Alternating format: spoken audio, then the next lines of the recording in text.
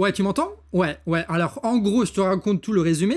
On devait faire un retour à la ligne avec Nina normal, sauf que le problème, c'est qu'il y a eu un article du Point qui est sorti qui dit que Nina est une espionne russe, voilà, du KGB et compagnie. Comment j'aurais pu le savoir? Elle avait dit qu'elle aimait bien Mélenchon. Alors, je veux dire, moi, j'ai fait confiance, quoi. Du coup, on se retrouve, 100 personnes pour faire le râle, quoi. Toi, ça te dit de faire ça avec moi? Et t'as pas d'acquaintance bizarre avec le Kremlin, toi, par hasard? Oui, bien sûr.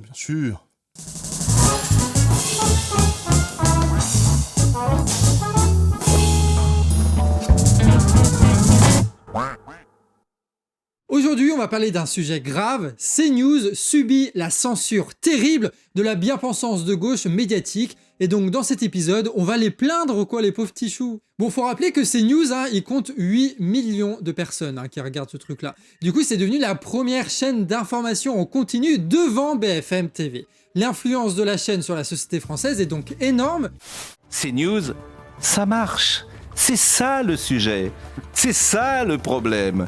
Lundi, Sonia Mabrouk, Laurence Ferrari, Christine Kelly étaient chacune première chaîne info. Lundi toujours, CNews était aussi première chaîne info, largement devant son principal concurrent.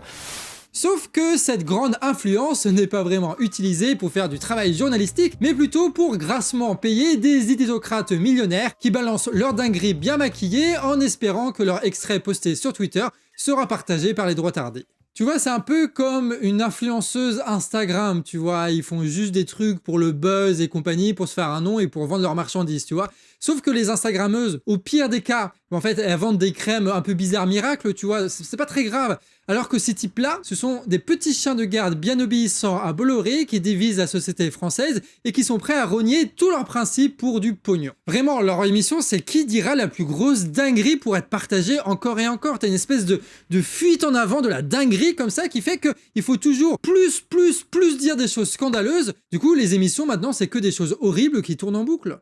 Je voudrais préciser, pour en revenir précisément au Conseil d'État, qu'il exige de l'Arcom, par exemple, une nouvelle interprétation de la loi de 1986 sur le pluralisme.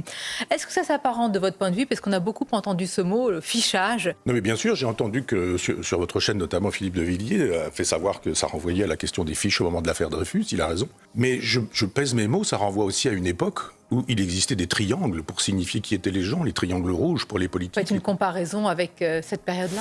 Et qui est capable de suivre ce rythme-là de la dinguerie et de balancer n'importe quoi? Eh ben des gens qui sont prêts à tout pour le fric et pour la fame. Des gens vides et qui n'ont rien à dire. Pour exister, ces gosses pourris gâtés, ils ont besoin d'un truc imaginaire sur lequel s'opposer. Ils appellent ça la gauche, tu vois. Du coup, ils disent tout le temps, oui, nous ne sommes pas de gauche, nous ne sommes pas Sandrine Rousseau.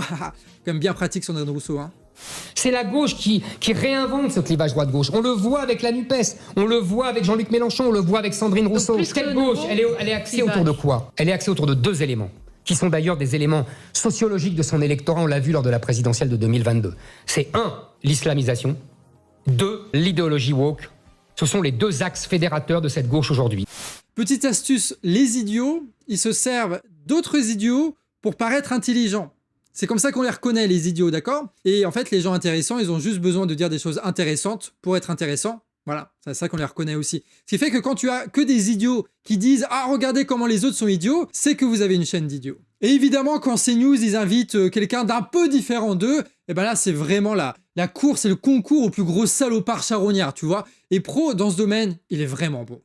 Non, oui. Ça normal? Non, oui, je trouve ça normal que les gens puissent s'exprimer. Donc, s'il vous plaît, je voudrais que... C'est vous qui êtes folle, là. C'est vous qui êtes dingue. Fallait pas me dire si vous voulez discuter qu'avec des gens avec qui vous êtes d'accord. Ce que vous dites est parfaitement ridicule et désagréable pour ceux qui vous reçoivent, madame. Mais vous avez le droit d'écouter les autres plutôt que donner une image hystérique de votre pensée. Et étrangement, après avoir été démolis, humiliés, traînés dans la boue sans respect par des chiens de garde en roue libre, les invités de gauche ne veulent plus venir sur le plateau. C'est quand même étrange cette histoire. Et ce renfermement de la débilité, CNews, ils sont en train d'en payer le prix. Donc, le Conseil d'État a donné de nouveaux pouvoirs et une réinterprétation de la loi à l'Arcom. Alors, qu'est-ce que dit le Conseil d'État? Maintenant, l'Arcom devra mesurer le pluralisme des chaînes sur l'ensemble des intervenants, et plus seulement sur les personnalités politiques. Parce que la chaîne CNews, elle est sur le canal 16, elle est gratuite, elle est accessible à tous les Français possédant un téléviseur, du coup l'Arcom peut se prononcer là-dessus. Et jusque-là, la chaîne contournait les règles en invitant plutôt des chroniqueurs non incartés pour passer outre ce truc-là. Et en plus, l'Arcom devra regarder les règles de fonctionnement des chaînes et se prononcer sur leur indépendance. Ça c'est précis parce que CNews et C8 ont plus de Société des journalistes, de SDJ. Et ça pose un problème parce que normalement c'est ce qui est censé dénoncer les problèmes avec la direction ou avec des problèmes financiers quoi. Ces règles réinterprétées, elles sont pas nouvelles et en fait elles sont même assez normales, à la télévision ou à la radio notamment. Parce qu'il faut rappeler que les réseaux de diffusion principaux, dont le canal 16, mais pas que le canal 16, ils ont été payés et ils ont été construits par les Français. Ils appartiennent en fait aux Français. C'est un privilège d'émettre là-dessus, et ce privilège il est accordé aux chaînes, en échange du respect d'un cahier des charges. Il y a plusieurs règles, respecter la loi, financer de la production française sur certaines chaînes, ou assurer le pluralisme et l'indépendance de l'information, ce qui est reproché aujourd'hui à CNews. Et ça c'est toujours accompagné de critiques. Les contestations de l'Arcom, avant on appelait ça le CSA, mais les contestations de l'Arcom ou du CSA, c'est monnaie courante. Là je vais te mettre 1 minute d'extrait de Fin de concession, qui est mon documentaire préféré de Pierre Carl, et tu vas voir, on n'était même pas nés. Et le vice-président de TF1, Étienne Moujotte, juge insultante cette sanction prise, je cite, dans l'arbitraire le plus complet qui pénalise gravement la société, ses collaborateurs et ses actionnaires. Invité de TF1, Nicolas Sarkozy, député maire de Neuilly et secrétaire général adjoint du RPR. Alors, Monsieur Sarkozy, vous savez que notre chaîne investit 800 millions dans la création. Qu'est-ce que vous pensez de ce jugement du CSA ? Absurde et choquant. Nicolas Sarkozy était très proche de Martin Bouygues, qui avait pris la succession de Francis Bouygues à la tête du groupe industriel. Et d'ailleurs, lors de l'attribution de la concession de TF1 en 1987, Nicolas Sarkozy était son avocat d'affaires sur le dossier de privatisation de la chaîne. Cette décision est une mauvaise décision, et croyez-moi, si l'opposition revient aux responsabilités du gouvernement, nous reviendrons sur cette réglementation. TF1 donc conteste la règle sur la production française, et beaucoup plus récemment, vous avez Patrice Duhamel, président du comité d'éthique de M6, donc Canal 6, qui dit ça.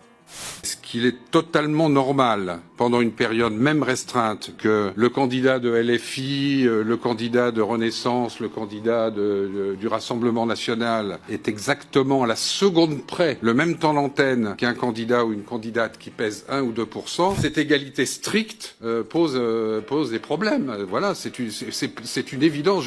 Donc là, c'est une contestation d'une autre règle, celle de l'égalité des candidats à une élection au niveau du temps d'antenne et du temps de parole. Bon, après, c'est assez logique, en fait, qu'il y ait des contestations comme ça. On trouve toujours les règles qui sont appliquées aux autres justes et celles qui sont appliquées à nous complètement absurdes. C'est un classique, et CNews, c'est ni la première ni la dernière à faire ça. Mais si CNews veut être une chaîne d'opinion, très bien, elle le peut, mais qu'elle aille sur une chaîne câblée, je sais pas, la 351, de la Freebox, par exemple. C'est ça qui pose problème à Christophe Deloire de Reporters sans frontières, qui a contesté devant le Conseil d'État. D'ailleurs, ils ont invité le gars de Reporters sans frontières il y a pas longtemps, tu sais, qui a été minable dans le débat, parce que CNews, leur technique, c'est de choisir des proies faciles et de les piéger sur leur plateau en direct pour se donner raison sans effort. C'est ce qu'on appelle, concrètement, de la lâcheté. Ce sont des gens qui sont lâches. Évidemment, dès que CNews a appris pour cette opération, tu sais, de l'Arcom, ils sont partis en mode c'est bon, c'est la guerre, tu vois, et toute la meute s'est mise à aboyer en même temps. C'est très, très, très grave. Tous ces politiciens qui se taisent, tous ces journalistes qui se taisent et qui s'en lavent les mains, ils seront pointés du doigt par tous les Français qui diront « Vous avez tué la chose la plus précieuse pour que nous puissions réfléchir et penser tous ensemble la liberté d'expression. » C'est marrant comment ceux qui critiquent les gauchistes toute la journée font en réalité exactement pareil que les gauchistes, c'est-à-dire se plaindre et jouer les victimes en permanence. Bien sûr, comme des gosses qui ne comprennent pas ce qu'ils disent, ils utilisent leur temps d'antenne pour défendre le droit des journalistes, tu vois. Voilà, les journalistes, à CNews. Vous comprenez l'ironie un peu? Bien, alors, monsieur Thomas Legrand, vous mettez en cause CNews et vous me mettez en cause nommément. Mais vous allez plus loin puisque vous mettez en doute mon statut de journaliste. Mais qui êtes-vous pour le faire ainsi? Qui êtes-vous pour parler ainsi? Et puis du haut de quel magistère est-ce que vous vous exprimez? Mon numéro de carte de presse est le 107 434. Oui, je dois le donner aujourd'hui. Mais il semble qu'à vos yeux, ce soit plutôt un matricule, puisque votre seul but est de m'enfermer, de nous enfermer dans un cadre qui dépasse, semble-t-il, très largement vos compétences, vos capacités et vos facultés. Les gars, vous êtes des millionnaires, vous êtes des toutous Bolloré, vous êtes des salariés de milliardaires. Concrètement, vous dites de la merde toute la journée. Arrêtez de jouer les des grands défenseurs de l'information. Vous êtes des présentateurs télé, hein. Vous n'avez pas passé 10 ans en tôle pour avoir révélé des crimes de guerre. Redescendez un peu. Surtout qu'ils se foutent de notre gueule parce qu'ils savent très bien qu'ils sont pas pluralistes. Donc ils essaient de trouver des petites techniques, tu sais, pour justifier un peu leur jérémiade, tu vois, sur l'Arcom et les gauchistes, en disant que, bah oui, évidemment, il y a un complot contre eux. Dans le nouveau paysage audiovisuel, il y a un pluralisme nouveau qu'incarne CNews, c'est le pluralisme thématique. En d'autres termes, CNews parle de choses dont les autres ne parlent pas, ou a une manière de parler. Crépol, Lampedusa, Lola, le 7 octobre, le pogrom, etc., alors que le service public, etc., parle attaque, résistance, etc., bon, voilà. C'est-à-dire qu'il y a un ton, il y a une couleur, et ça, c'est capital. Le pluralisme thématique.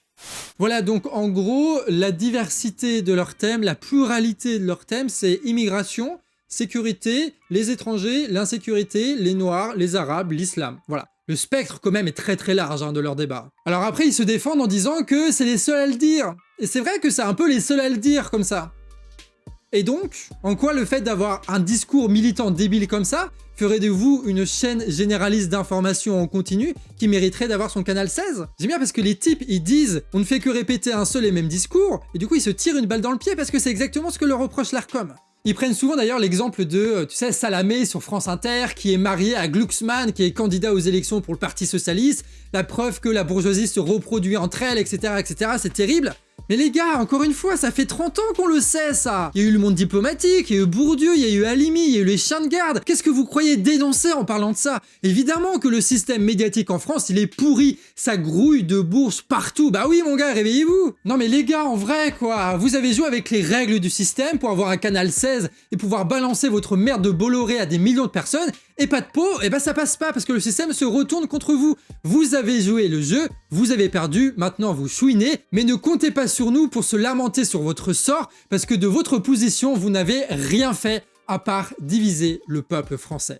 Et ça, c'est impardonnable. Et surtout, à un moment, faut arrêter de se foutre de la gueule du monde, quoi. Ce sont des hypocrites, ces gens-là. Ils défendent la liberté d'expression, alors que précisément, s'ils ont la parole à la télévision, c'est parce qu'un empereur milliardaire de presse leur a donné. C'est du foutage de gueule, les gars. Ces news, ils font genre qu'ils sont différents des autres, mais c'est juste des gamins en manque d'attention qui agitent des gros lots persuadés de révolutionner le journalisme français. Bolloré, c'est juste un type qui fait sa crise d'adolescence, sauf qu'il a 150 ans et qu'il est milliardaire, c'est tout. Et du coup, la conséquence, c'est que Pro, il gueule sur des ingé-sons des jours et des jours entiers, juste pour faire le sale boulot. Ça va pas plus loin que ça. CNews se plaint d'être ciblée parce qu'elle aura une voix donc très discordante. Pourtant, sur plein de questions, en fait, c'est pas si évident que ça. Par exemple, sur la grève SNCF de février 2024, voilà ce qu'en dit CNews. Ces salariés ultra protégés qui prennent leur retraite très tôt et qui ont un petit côté quand même assez privilégié. Alors vous me parlez des conquêtes sociales, on est très loin de Jean Gabin quand même, hein. On est très loin de... quand on connaît un peu comment ça se passe à l'intérieur de la SNCF. Donc on est assez effaré de voir à la fois la ruine de cette institution qui est une fierté française, la SNCF, le coût qui pèse sur chacun d'entre nous, même si on ne prend jamais le train, parce qu'il est trop cher, parce qu'on a des enfants, parce que ceci, parce que cela, et l'égoïsme sacré que brandissent les gens qui défendent leur bout de bras. Est-ce que c'est si différent que ça de RMC par exemple ? Je pense que la moyenne des revenus d'un contrôleur est un peu supérieure à celle de la moyenne des revenus d'un agriculteur. Attendez, le salaire qu'on gagne, vous savez comment on peut le justifier, le salaire qu'on gagne? Parce que moi, dans le mois, je travaille 3 week-ends par mois et je fais 7 nuits dans le mois. J'ai pas de souci. Excusez-moi, j'ai mon beau-père qui a travaillé dans une usine chimique toute sa vie. Il était au 3-8 toute sa vie et je peux vous dire qu'il se mettait pas en grève parce qu'il pouvait pas se mettre en grève. Parce que là où vous êtes privilégié, monsieur, c'est pas parce que vous gagnez plus que les autres. Ça, je suis d'accord avec vous. En revanche, là où vous avez un vrai privilège, c'est que vous pouvez faire grève. Parce qu'il y a beaucoup des salariés en France aujourd'hui qui ne gagnent pas de quoi vivre de leur salaire et qui aujourd'hui ne peuvent même pas faire grève parce que sinon ils se font foutre dehors. Mais il faut le savoir. Alors c'est marrant parce que les instruments sont différents, mais la mélodie ressemble un petit peu quand même. Maintenant, CNews sur le fait que la moitié de nos ministres soient millionnaires. Ce que vous avez dit dans votre édito est assez juste. Moi, j'ai vu, je suis désolée, on a eu 2 mouvements quand même assez récemment de gens qui sont déclassés de fait. On a eu les gilets jaunes, puis les agriculteurs. Je ne les ai entendus que parler de la valeur de leur travail, pas du tout du salaire de tel ou tel. Bien sûr. Pas du tout. Donc ce que vous disiez est assez juste. C'est tout à fait vrai. C'est une autre catégorie de Français. C'est les intellectuels, j'ai dit les universitaires, les magistrats, les journalistes de Libération. Ça les rend fous. Donc, chez CNews, c'est de la jalousie. Le problème qu'on critique ça. Et personne n'est choqué de cette situation. Chez BFM, alors? Donc d'abord, ce qui m'intéresse, c'est le rapport entre l'argent et la compétence à faire ce qu'on fait. Je ne vois pas le rapport. Qu'ils aient de l'argent, ceux qui l'ont, j'ai regardé, c'est parce qu'ils sont passés par l'entreprise. Et oui, parce qu'on gagne de l'argent. Quand on crée sa boîte, quand on est entrepreneur, on a de l'argent. Il y en a qui ont hérité, pardonnez-leur, ils ont hérité. Donc, être coupable d'avoir de l'argent est absurde. Oh bah, c'est marrant, ils sont plus concurrents tout à coup. Et sur Sarkozy alors? Le groupe Bolloré, ça doit quand même être différent de TF1 avec le groupe Bouygues. Quand même. En fait, vous voulez que je dise le fond de ma pensée? Je pense que, et je pense que tous les Français pensent comme cela, ils vous connaissent tous, ils savent qui vous êtes. Et au fond, ils se disent, si un jour il y a une opportunité pour revenir à l'Élysée, évidemment que Nicolas Sarkozy, il aura envie de revenir, parce que c'est dans votre nature. Bon, on aurait pu vous faire l'expérience sur tout un tas de sujets. Le résultat aurait été le même dans la majorité des cas. La vérité, c'est que sur les plateaux, on a surtout des bourgeois parisiens. Et ça, que ce soit CNews ou ailleurs, de toute façon, c'est pareil. Ça donne un discours moyen qui est contre le droit de grève, qui aime l'entreprise, que ça ne choque pas d'avoir des ministres très riches ou qui admirent des sinistres personnages à la Sarkozy, quoi. On aurait pu vous montrer comment ils détestent Mediapart aussi, parce que c'est censé être leur confrère, mais non, quand même, c'est de l'inquisition, c'est expéditif, ils remplacent les juges, etc., etc. Bref, peu importe l'étiquette, ça reste la bourgeoisie qui invite et qui parle à la bourgeoisie.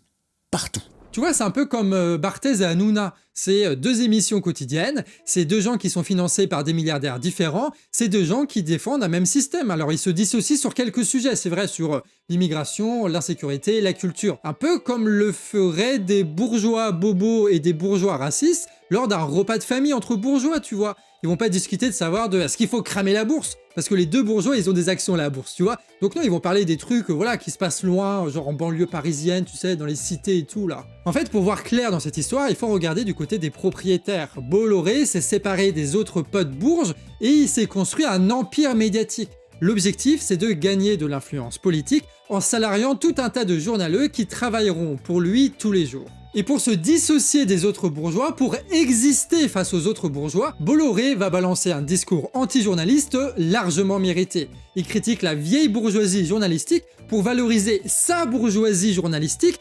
composée de vieux cons, principalement. Alors ces chiens de garde à lui permet à Bolloré d'utiliser les médias comme une influence politique. Il va pouvoir négocier avec le Macron ou la Le Pen pour favoriser ses intérêts à lui. Sachant que le pognon de Bolloré, c'est beaucoup dans la politique internationale, avec la logistique et compagnie, ce qui fait que l'État a un grand rôle à jouer là-dedans. Bref, si CNews n'est pas rentable, si Bolloré perd du pognon à financer cette chaîne de merde, c'est que l'investissement, il est ailleurs, il est politique. Et t'as qu'à regarder la fortune de Bernard Arnault, qui a grimpé en flèche et qui a été multipliée avec Emmanuel Macron, pour se rendre compte que avoir un président soumis à la tête de l'État, c'est très profitable pour les milliardaires. Bref, tout ça, c'est une histoire d'influence entre bourgeois, et du coup on s'en tape un peu, en vrai. On le sait tous, hein, qu'à la télévision ou à la radio, c'est juste des pourris ces types-là, en vrai de vrai, c'est ça la réalité. Alors il y a différents types de pourritures, t'as des pourritures qui travaillent pour l'État, des pourritures qui travaillent pour les milliardaires, des pourritures plus libérales, des pourritures plus conservatrices, mais globalement c'est que des pourritures de bourgeois en fait. Alors t'en as peut-être 2-3 dans le lot qui sont pas méchants, mais structurellement, les médias de masse en France fabriquent de la pourriture. En fait, avant t'avais un gros pot pourri qui s'appelait le monde médiatique, d'accord? Et en fait, ce pot-là, il s'est divisé en deux avec, d'un côté, un pot pourri avec, tu sais, les Duhamel, les Salamé, ces conneries-là, et de l'autre côté, un autre pot pourri avec Bolloré, CNews, JDD et compagnie. Et les journaleux débiles de Bolloré, ils ont pris la confiance car ils savent que le papy gâteux leur filera, quoi qu'il arrive, un salaire. Donc ils peuvent insulter les autres journalistes et faire carrière à travers les médias de Bolloré tout en profitant des déductions fiscales. Parce que oui, les journalistes en France, voilà. Ils ont une déduction fiscale, parce que leur métier est absolument indispensable. Et France Inter et tous ces trucs-là, à côté, évidemment, ils raffolent de critiquer facilement CNews. Ça les fait sentir intelligents pendant 5 minutes et ils en ont besoin, les pauvres. Tu sais, c'est dur d'être un petit bourgeois à Paris, hein. Moi, par contre, j'ai un problème. J'ai un petit souci, figurez-vous, et c'est mon drame que les petites cathos d'extrême droite, ça me plaît. Ça me fait chavirer, ça me transporte, ça m'excite. Tu me plais, Charlotte. J'ai envie qu'on fasse des petits jeux coquins, des jeux de rôle où tu serais déguisé en Jeanne d'Arc et moi en Mélenchon. Tu me coincerais derrière le canapé, tu me mettrais des fessées bien méritées. Moi je crierais « Oh oui, aïe, ça fait mal, mais je l'ai mérité, je ne suis qu'un démon bolchevique qui va anéantir le monde créé en 6 jours par Dieu le Père. » Puis tu enlèveras ton armure et tu me diras « Viens mon cochon, viens voir Tati Jeanne d'Arc. » Avant, les journaleux se divisaient en prenant position sur l'UMP ou le PS, tu vois, genre le Figaro et le Libé.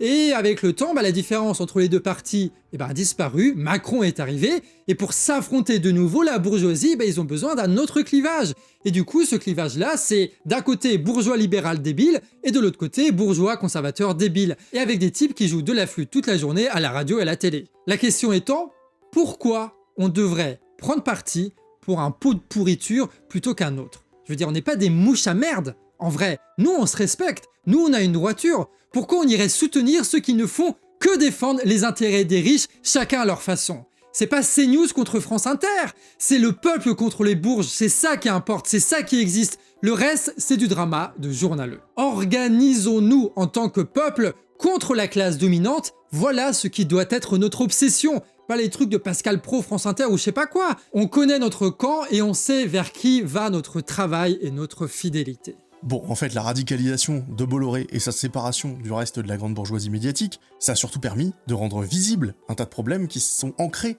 dans ce modèle médiatique-là. Les télés et les radios sont en majorité possédés par des entreprises et ont un modèle hiérarchique similaire en fait à ces boîtes-là. Jusqu'à Bolloré, dire que ce pouvoir du propriétaire posait problème, c'était être un complotiste du dernier degré. Et pourtant, il y a quand même eu des dingueries dans le passé.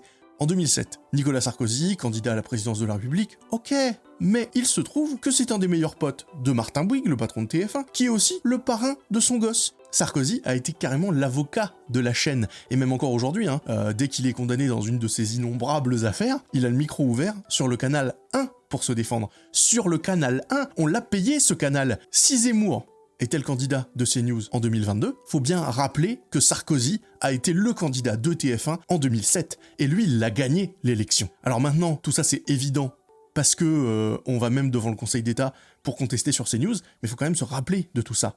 Et il faut se rappeler que de toute façon, toutes les régulations ne suffiront jamais.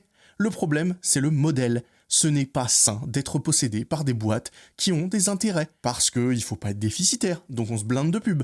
Parce qu'il faut pas salir l'image de la boîte, donc on va pas traiter certains sujets. Et parce qu'il faut pas épingler les amis du patron, bien sûr, etc., etc. Aujourd'hui, c'est essentiel d'imposer un contre-modèle médiatique, et ça tombe bien parce qu'il existe. À votre avis, pourquoi 90% des scandales sont révélés par Mediapart? Parce qu'ils mettent le paquet sur l'investigation, ce que va jamais faire un média commercial, parce que c'est un placement trop risqué d'un point de vue business, et qu'en plus ça pourrait éclabousser le patron. Des médias indépendants aujourd'hui, il y en a plein, Arrêt sur Image, Disclose, Basta, Politis, Les Jours, Alternative économique, Mediapart, puis évidemment nous. Le Canard réfractaire, on dépend ni d'un patron ni de la pub, on est tous payés pareil dans l'équipe, on n'est pas à Paris, et notre discours, de toute façon, vous aurez bien du mal à l'entendre en télé ou en radio, sauf sur le canal 350 de la Freebox. Bref, globalement, de toute façon, on défend pas la liberté d'expression, ça veut pas dire grand chose. Tout ce qu'on peut faire par contre, c'est donner de la force à des discours et à des médias. Et il n'y a rien de bon à garder à la radio et à la télévision, à part 2-3 documentaires sur Arte. Donc Bolloré a son média, Bouygues a son média, Bernard Arnault a son média, et vous avez quoi comme média? À qui vous donnez de la force? Quelle est la salle de rédaction qui travaille chaque jour pour vous intéresser, pour vous informer, pour vous politiser et pour porter votre voix? Comme disait Emmerich, il y en a plein, et parmi eux, il y a Canard réfractaire. Donc si vous voulez nous soutenir, vous pouvez partager cette vidéo et nous financer, il y a le Tipeee en description. Nous, on a une égalité salariale, une trésorerie publique avec toutes les factures et aucune subvention d'État. Bref, dans ce combat de classe, les médias ont un rôle central. Donc la meilleure réponse aux danses des hypocrites de la bourgeoisie à la télé et à la radio, c'est de constituer pour nous le peuple des médias qui sont solides, qui sont forts, qui sont ambitieux et qui sont intègres. À vous de savoir à qui vous voulez donner de la force.